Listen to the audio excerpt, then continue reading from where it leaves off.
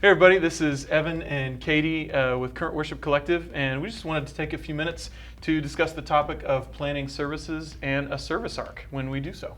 Yeah, so here at Current, we don't have a set service plan that we use every single week that's the exact same. We like to just leave some room for some creative flow. Not all churches work that way. You guys may make your set list differently, and that's totally okay. Yeah.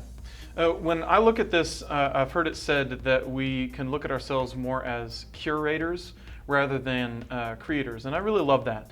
You know, we're working with the resources that we have, like the songs that we sing, some video elements, if you use those in your services. I know we do a lot, and you know, other creative elements that we do. And all of this in order to make a service plan that welcomes people into an experience with our Creator and our God.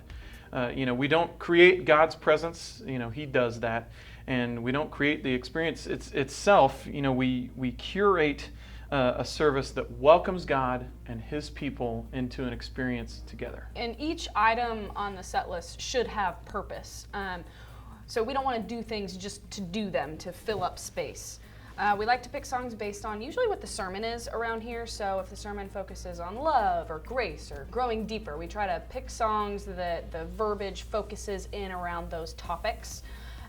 So that way the whole service kind of points back to these one or 2 points or focuses. Yes. And that's exactly what a service arc is. When we say we want to point back to everything, that there should be one constant theme throughout our services. And as best we can, we try to do that in our services and have our experience just point back to that one thing. And every element just points back to it as best we can.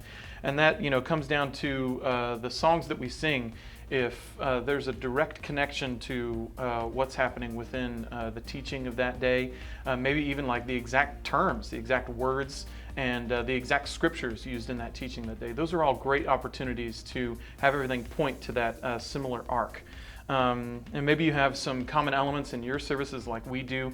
Every single week we're going to take communion together, we're going to pass an offering, we're going to have an invitation, and if possible we really love to have those creatively connect to that same theme.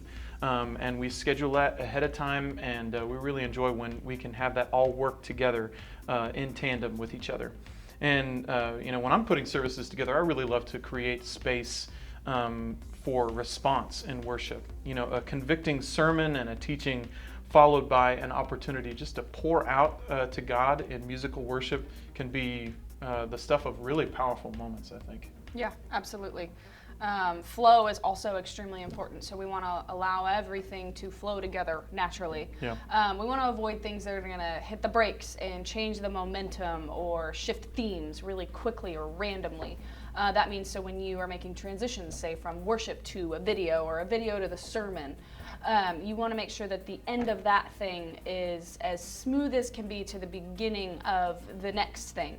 And say if that transition is abrupt and there's not really anything you can do to change the fact that you need to go to something totally different in a video, I usually try to just at least say something to kind of prepare the congregation for this next thing, whether that be a prayer or just telling them what we're going to be doing next.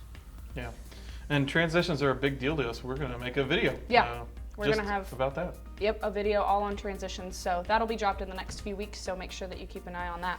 Yeah, and I like to think of this topic of you know, flow in our services kind of like literally a flow down a river, and we're kind of guiding that path for everybody.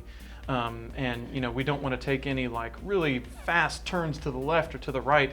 We want to avoid those parts of the river that are really, you know, up and down and up and down. You know, we want to make things as smooth as possible, and that's really important to us.